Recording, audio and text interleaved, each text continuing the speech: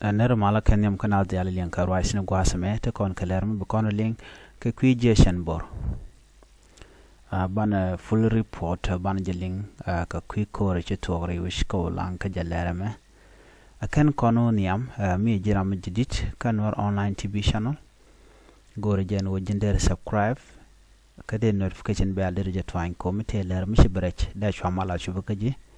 gwasadana chaja lari nyok gore jen wo jin ba dere do de ja gore pin chet ka comment ki de char de ja gore ba mitem de lar ba de ja lar ba ka gwarde je kula ko neten ko ken ko ne de content lengati ti la kanden ko ne a gore kan kanen gore je ban wo jin de ja nywa ba kan ko ken ko de rwande kula chopre ne na content la nore kare lar kana mem bu kon linga gore chobloach jen full report ka kwi jeshan bor ki nor wai army ka kwi koren chetok karajan chalat jejen bor ka kwi koren chetok re which ka wulang ngwane nor kana gwalong ka do bananen chikan lat kaja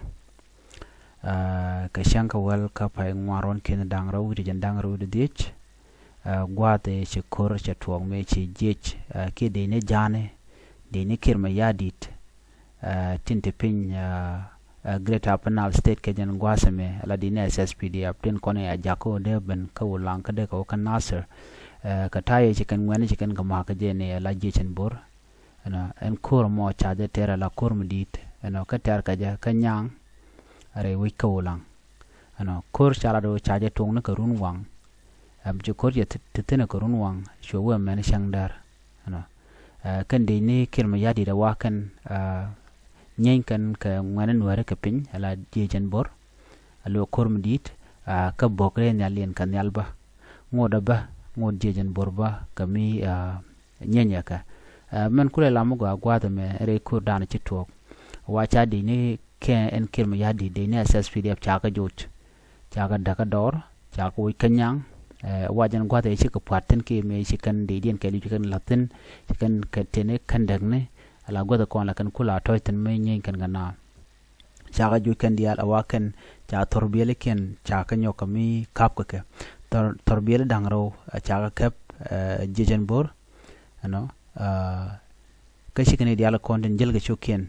chaga ya ko dor no ramdana ci dut karwade wutkel karwade wudo mo wacha gagre torbiyel ci lade dane ci majur gagre torbiyel kaja wajaram dana ci gagre torbiyel no charo mo chaja kwen men chakulat gwasame ko kwiram dana na ci gagre torbiyel ko dobrana chalat kaja no wajen wudo me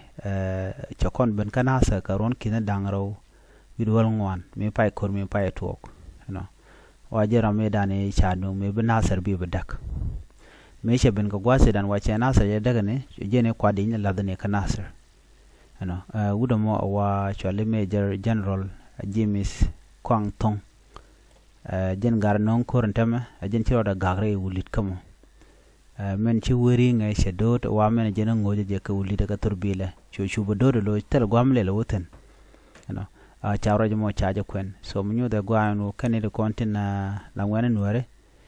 wukana gwa la jejen bor so na me chikana lat so kade kon lat ka rodien de ngane je gwano jejen bor je terek chika torbel dangro chikan ga kep ko chika me changwana long de cha longa kwen ba chikan ga kep ko kan de ni SSPD afaton so je ler danan de yena lingana me man den bam biya ngach de wi dan dera te chunga ba ka kan ne de chal ko mon murlene ka kujimi ko use kirma ya dikka bana so na me daro ko yendi ala an biya ta kamal ban nyaw jegal hera den bye bye